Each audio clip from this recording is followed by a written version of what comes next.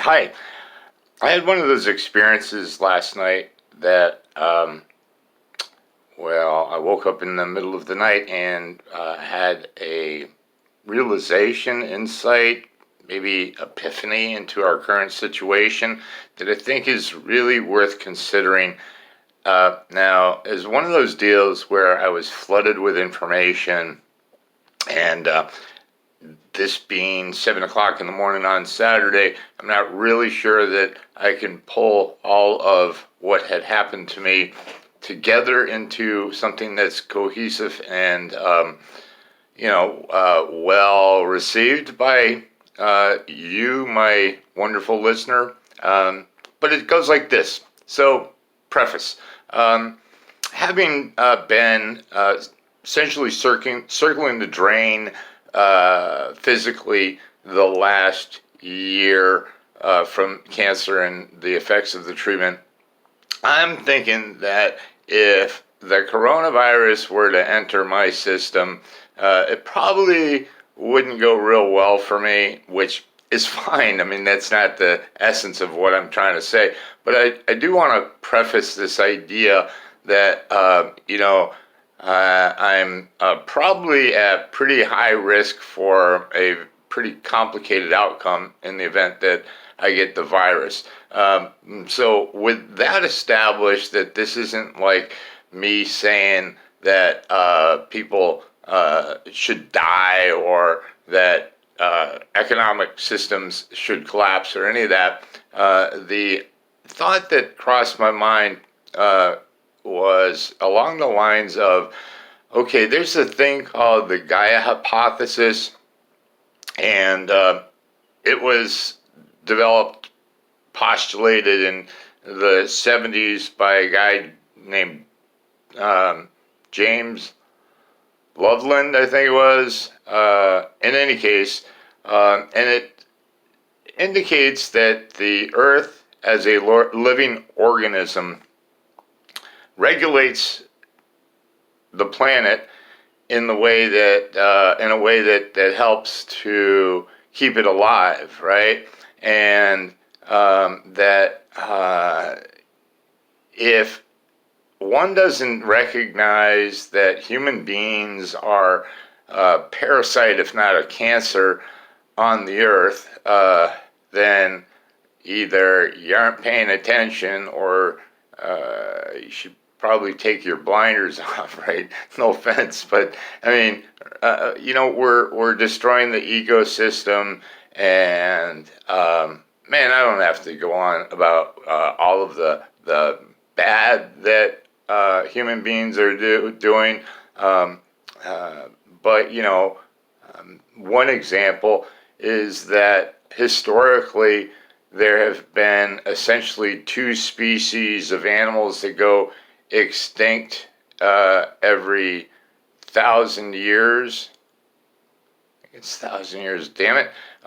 And that, no, every 100 years, and that over the last 100 years, due directly to humans, that there have been 500 species that have gone extinct, which is bad enough, but when you look at the exponential math of that, I mean, how long is that sustainable? And in any case, I started to think about, well, what if this virus, along with so many other things, is the Earth trying to cull the herd, as it were, of humanity? Now, we've all heard of people saying things about how they would easily and happily die for their country, but I've never heard anybody say they would happily die for their planet. I'm going to be the first one I've ever heard of. If this gets me and it is a result of the Earth taking care of itself by eliminating some human beings so that it can go on, I would gladly die for my planet. And there are interesting things that are going on as people shelter in place, where I wonder how many metric tons of pollutants are not being put into the air. You know, I wonder how is it that we spend $70 billion, I think is what the budget is for the military next year, and yet, if we're so concerned about people attacking us, why aren't those people attacking us right now?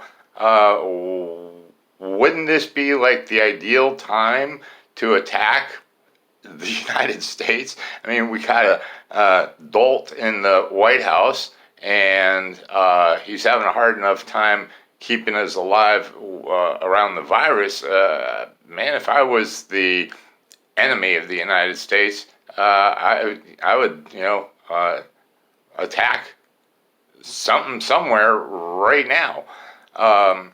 And we've got warships, I mean, huge battleships that are, becoming decommissioned because people are sick on them. So it's a curious thing. And then we turn around and we have the availability to prop up markets and, the important thing and valuable thing, feeding people. But, we just come up with $2 trillion. Well, why couldn't we have come up with that $2 trillion last year to feed hungry and children and to provide better education and these kinds of things? I mean, it really seems to me that at this point in time, we're getting a peek behind the curtain at the Wizard of Oz. And, the thing about this is that the idea,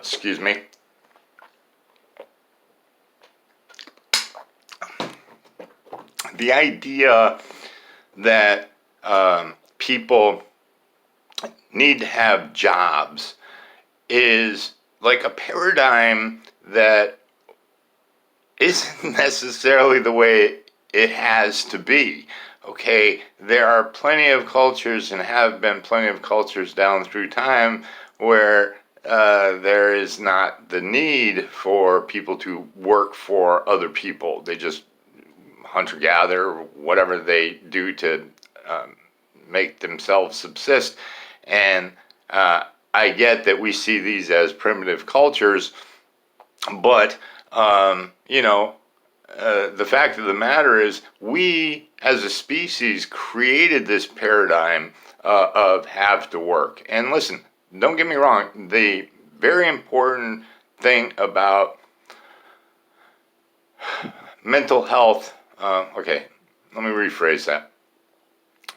One of the important things about mental health is having a sense of purpose, okay?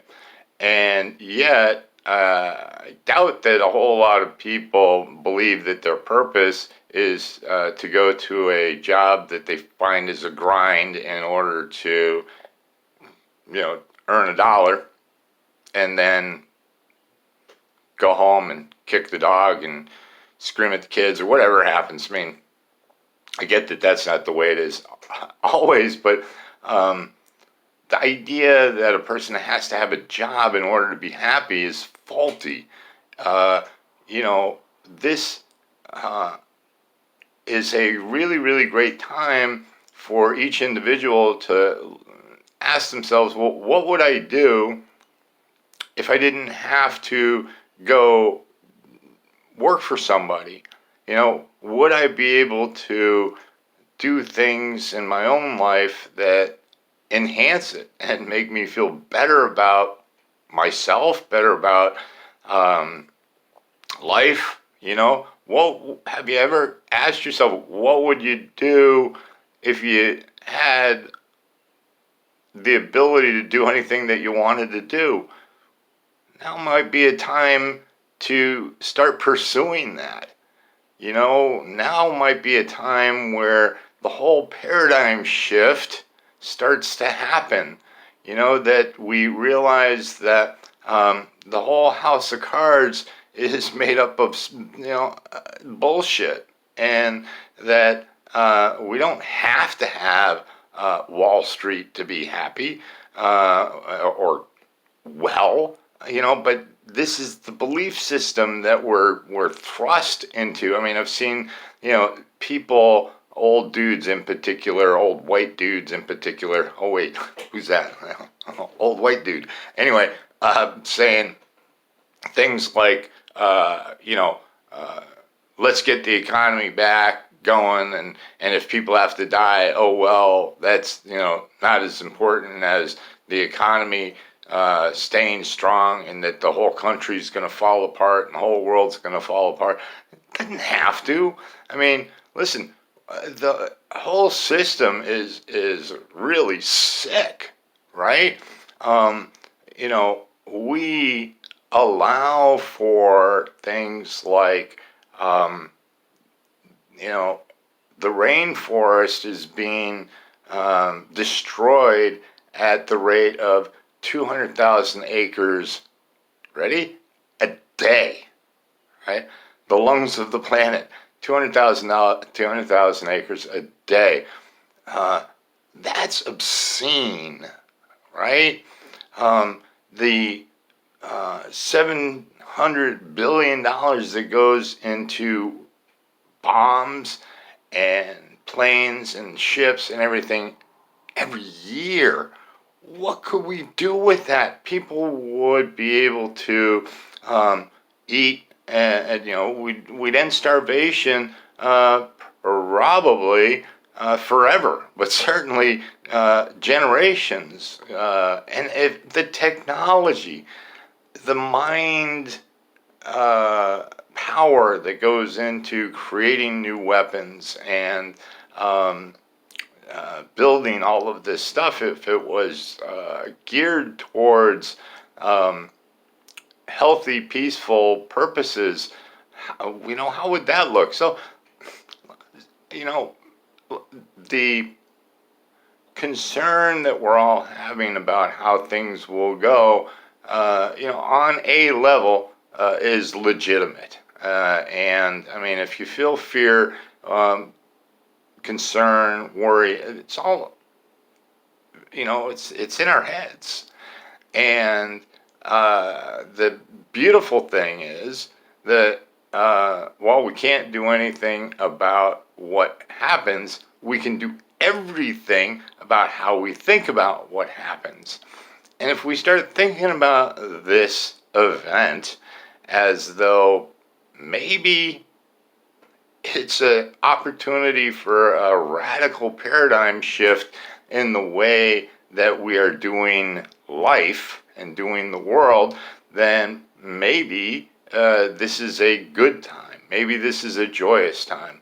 Now, I don't think that this covered all of the flood of insight that I had when I woke up in the middle of the night last night, but it is, I think, enough for me to get this off my chest and perhaps do some amount of good. I don't know.